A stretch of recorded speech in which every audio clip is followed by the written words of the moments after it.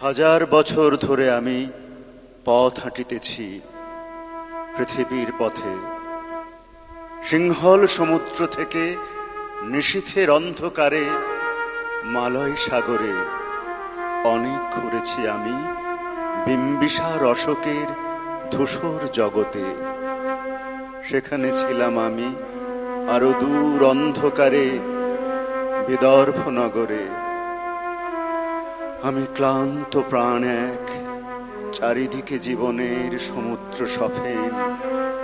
আমারে দুদণ্ড শান্তি দিয়েছিল নাটোরের বনলতা সেন। চুলতার কবেকার অন্ধকার বিদিশার নিশা, মুখ তার শ্রাবস্তির কারুকার্য।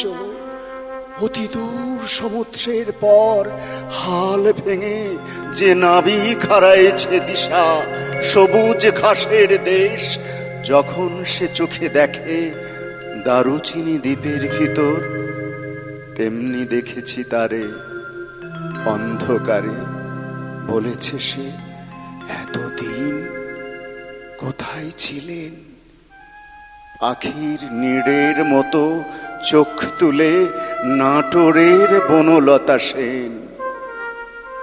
সমস্ত দিনের শেষে শিশিরের শব্দের মতন সন্ধ্যা আসে।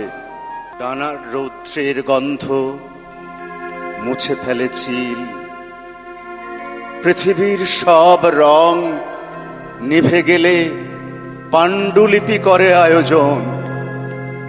তখন গল্পের তরে জোনাকির রঙে ঝিলমিল।